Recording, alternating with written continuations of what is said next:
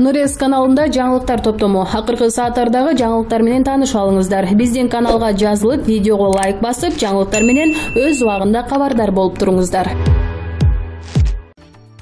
КСДПнын өкүлү Алга Кылычевдин камактагы мөөнөтү 9 декабрга чейин узартылды. Бул тууралуу 1 май райондук сотунун басма сөз кызматынан билдиришти. Маалыматка ылайык чечимди 1 май райондук соту чыгарган. 7 августта Алмазбек Атамбаевди кармоо операциясы башталып, эл менен күч түзүмдөрүнүн кызматкерлеринин ортосунда кагылышуу орун алган. 8 августта Атамбаев камакка алынган. 7-8 августта Кой ташта болгон окуялар боюнча КСДПнын мүчөлөрү Фарид Ниязов, Алга Кылычев, Амантур Жамгырчиев 8 октябрга чейин камакка алынган.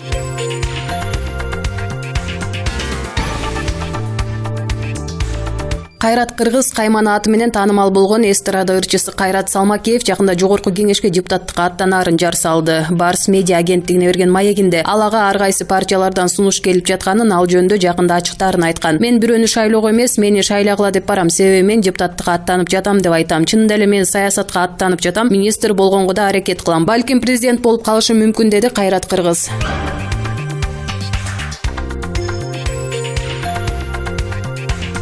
Мурдагы президент Алмазбек Атамбаевдин жан сакчысы УКМКнын 9 кызматынын мурунку кызматкери Канат Сагынбаев көрсөтмө берүүдөн баш тартты. Бул тууралуу анын жактоочусу Бакытбек Автандил уулу журналисттерге билдирди. Анын айтымында Канат Сагынбаев тергөөчүнүн суроолоруна күбө макамында турганда эле жооп берген. Бир нерсени кайра кайталоонун эмне кереги бар? Канат Сагынбаев күбө кезинде эле көрсөтмө берген, ошон үчүн ал суракка баруудан баш тартты, деди жактоочу. Белгилей кетсек, Канат Сагынбаев Алга Кылычев менен беттешүүдөн баш тарткан.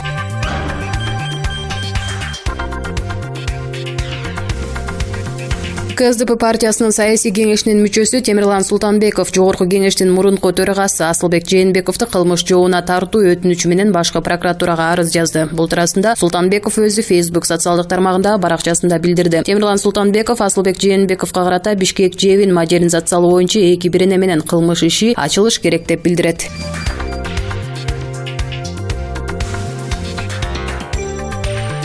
Кыргызстандагы эң чуулгандуу министрликтер. Билим берүү жана илим министрлигинин айланасында дагы чуу жараткан окуялар жетишерлик. Буга 2019 жылы орто мектепти аяктаган бүтүрүүчүлөргө ар кандай ката менен жазылган 95 000 аттестат тапшырылган тууралуу маалымат негиз болду. Бул кыргызстандык мектеп бүтүрүүчүлөрүнүн аттестаттарындагы жана толук эмес орто билими тууралуу күбөлүгүндөгү алгачкы каталар эмес. Каталарга байланыштуу сындар жыйынтыктала электе Билим берүү министрлигинин жооптуу адамдары 1 жана 2 класстар үчүн математика китебин сатып алууда мыйзам бузганы аныкталды. Алар сатып алуулар боюнча мыйзамдын талаптарына туура келбеген техникалык өзгөчөлүктөрдү иштеп чыккан. Тактап айтканда, сатып алуудагы техникалык талаптарга автору моро болгон гана китептерди алуу шарты белгиленген. Бирок китепти сатып алууна автордук укугу бар бир эле компания ишке ашыра алмак. Бул тендерге катышкан башка компаниялардын мүмкүнчүлүктөрүн кескин кыскарткан. Маалыматтар боюнча министрлик кызматкери компания тууралуу алдын ала кабардар болгон. Текшерүүнүн жыйынтыгында башкы прокуратура өкмөт башчыга бул мыйзам бузууну жоюуну тапшырган. Ички иштер министрлиги премьер-министр Мухаммедкалый Абылгазиев ички иштер министри Кашкар Алиевдин сунушу менен Асановду 13 августта кызматтан алган. Ички иштер министрлиги Курсан Асанов боюнча кызматтык иликтөө жүргүзүлгөнүн, милициянын кызыкчылыгын сатканы, ишенимден кеткени аныкталганын жарыялаган. Бул арада Асанов кызматтан алынышы жана тагылып жаткан кине жөнүндө расмий билдирүү таратып, жеке кызыкчылыкты көздөбөгөнүн жарыялаган. Курсан Асановдун кызматтан алынышы боюнча коомчулуктун пикири бир кылка эмес. Айрымдары бул жагдай күч түзүмдөрүндөгү интриганы, эрегишүүнү, мамлекеттик кызыкчылыктан жеке кызыкчылыктарды жогору койгон көрүнүштөрдү ачыкка чыгарып койгонун айтып жатышат. Экинчиден, бул окуя деги эле күч түзүмдөр мамлекеттик деңгээлде саясат жүргүзүп жатканынан күмөн тудурган пикирлерге жем таштады. Ал бүгүнкү күндө айрым ММКлар ушул жылы чуу менен кызматтан кеткен Курсан Асановдун ордуна ички иштер министринин орун басары болуп дайындалган Памирбек Асановду жаш курагына байланыштуу кызматтан кетүү керектигин жазышууда. Айыл чарба министрлиги. Буга чейин айыл чарба министри Эркинбек Чодыев мекеменин бөлүмдөрүнүн биринин башчысы Анаркул Беккулиевага ачыктан ачык колдоо көрсөткөн. Министр Беккулиеваны министрдин орун басары рангы менен Кытайга жөнөтүүгө белсенип жатат деген кептер айтылган. Ушундай эле маалымат социалдык тармакта да жарыяланып талкууга түштү. Буга байланыштуу жогорку кеңештин депутаты Эльвира Сурабалдиева дагы пост жазып, министрлик өлкөнү эл аралык деңгээлде уят кылды деп сыпаттаганы бар. Ал эми юрист Искен Афитжанов Facebook баракчасына документтин сүрөтүн жүктөп, бөлүм башчы министрдин орун басары рангында боло алабы деп суроо салган эле. Мындан көп узабай эле айыл чарба министрлигинде кезектеги чыр коомчулуктун назарын өзүнө оодарды. Анда айыл чарба министрлигинин алдындагы жайыт, мал чарба жана балык чарба департаментинин иштен алынган директору Бакытбек Мамытканов министр Эркинбек Эркинбек Чодыевдин мыйзамсыз жасап жаткан иш-аракеттерин айтып чыкты. Анын айтымында министр Эркинбек Чодыев кол алдында кызматкерлерди мыйзамсыз жумуштан алып, жумуштан кетүү тууралуу арызды мажбурлоо жол менен жаздырып алган. Министрлик орунга менин да талапкерлигимди көрсөткөндө өкмөт тараптан мага ушул кызматты сунуштаган. Макул болуп, бул кызматка киргенден кийин 1 жума ичинде 3 айдан кийин кызматтан кетүү тууралуу арыз алдым. Эмнеге десем, биз баарыбыз 3 айда натыйжа көрсөтө албасак жумуштан кетебиз деген. Мындай арызды өзү дагы жазган, деди Бакытбек Мамытканов. Ал эми министр Эркинбек Чодыев жогорку кеңеште комитет жыйынында болгондуктан маалымат алууга мүмкүндүк болгон эмес. Бирок министрдин кеңешчиси Асылбек Исаков Мамыткановдун сөзүн четке кагып, ал мыйзамдуу түрдө кызматтан алынганын айткан.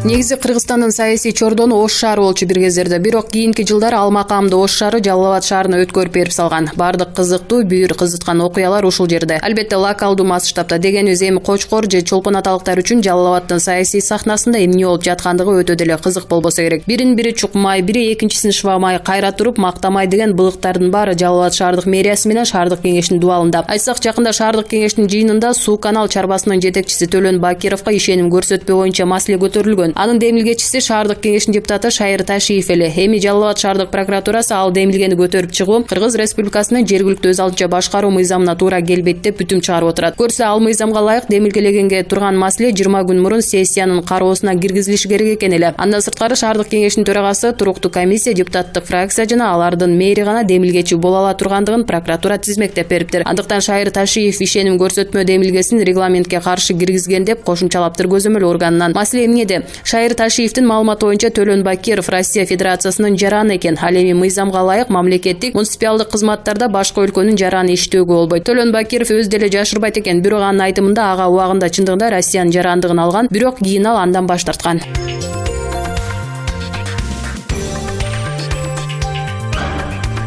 Бишкекте балдар үйүнүн 2 бүтүрүүчүсүнө муниципалдык баатирлер берилди. Бул тууралуу Бишкек мэриясынын басма сөз кызматы билдирди. Мэриядан белгилешкендей, аз камсыз болгон балдар үйүнүн 2 бүтүрүүчүсүнө Борбордо Фучик көчөсү номер 18-дареги боюнча жайгашкан муниципалдык жатаканадан 2 бөлмө берилди. Аларга баатирдин ачкычтарын муниципалдык мүлк башкармалыгынын башчысы Нурдин Тынаев тапшырган. Баатирли болгон Бекжан Үмөталиев 2 топтогу майып инсульт алып, оор операция болгондон кийин өзүнүн баатирин сатууга аргасыз болгон. Үйүн саткандан кийин баатирди ижарага алып жашап келген. Буга чейин райондук турак жай шарттарын жакшыртууга муктаж болгондордун тизмесинде болгон. Учурда короо шыпырып иштеп келет. Ал эми экинчи баатир берилген Азиза Тагаева 2 баланын энеси. Балдарын жалгыз чоңойтуп келет, эч жерде иштебейт. Муниципалдык турак жай алуу үчүн 3 жыл кезекте турган.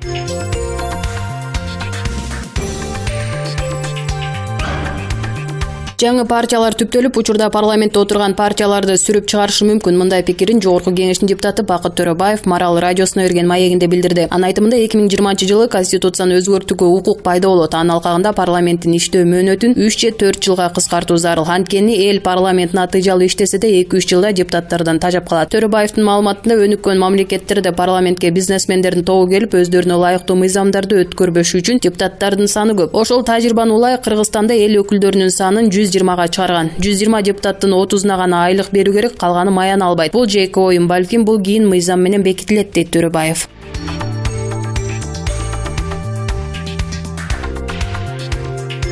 Бүгүн 22-октябрда жогорку кеңештин комитет жыйынында депутат Кубанычбек Жумалиев Солтон Сарыда кенди кайра иштетүү боюнча сүйлөшүүлөр жүрүп жатабы деп сурады. Экономика министринин орун басары Автандил Албаев толук маалыматы жоктугун айтты. Бирок Кытайдын Кыргыз өлкөсүндөгү элчилиги иштешүүгө даяр экенин билдирди, деди Албаев. Депутат Кубанычбек Жумалиев кылмыш иши өзүнүн процедуралары менен жүрө берерин, бирок кытайлык инвесторлор менен келишимди бузбоо тууралуу оюн айтты. Ал эми биринчи вице-премьер-министр Кубатбек Боронов бул маселе боюнча комиссиянын чечимин күтүш керектигин билдирди.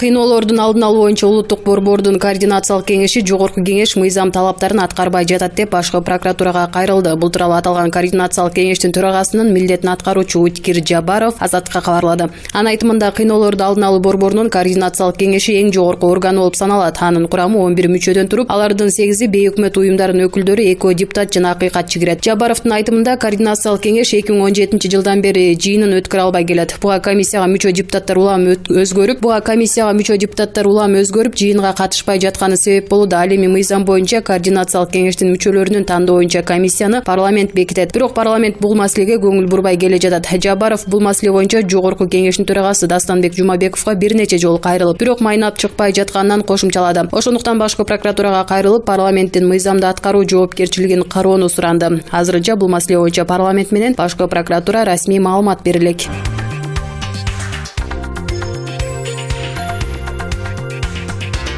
Франциялык France Football журналы мыкты футболчуларга бериле турган беделдүү алтын топ сыйлыгына талапкерлердин тизмесин жарыялады. Бул туурасында Спутник Казакстан жазды. Белгилей кетсек, алтын топ сыйлыгы спортчулардын былтыркы жылдагы ийгиликтерине карап берилет. Тизмеге Ливерпуль клубунан Мухаммед Салах, Садио Мане, Роберто Фирмино, Алисон Беккер, Трент Александр-Арнольд, Вирджил ван Дейк жана Жоржиньо Вейналдум кирген. Ошондой эле талапкерлердин арасында Лионель Месси жана Криштиану Роналду дагы бар. Алар алтын топ сыйлыгын 5 жолу утуп рекорд коюшкан. Башка талапкерлердин тизмеси: Рахим Стерлинг, Серхио Агуэро, Бернарду Силва, Рият Марез жана Кевин Де Брейне Манчестер Сити, Уго Лорис жана Сон Хин Мин Тоттенхэм, Дон Ван де Бек жана Душен Тадич Аякс, Килиан Мбаппе жана Маркиньос Парис Сен-Жермен, Карим Бензема Реал, Эден Азар Челси Реал, Марк-Андре Тер Штеген Барселона, Пьер-Эмерик Абамянг Арсенал, Антуан Гризман Атлетико Барселона, Жоау Фелиш Бенфика Атлетико, Кулибали Наполи, Френки де Йонг Аякс Барселона, Роберт Левандовски Бавария, Матеус де Лигт Аякс Ювентус. Белгилей кетсек, 30 футболчунун ичинде Парис Сен-Жермен клубунун жылдызы Неймар, Манчестер Юнайтеддин лидери Поль Погба, ошондой эле алтын топтун былтыркы жеңүүчүсү Реал Мадрид клубунун оюнчусу Лука Модрич кирбей калды.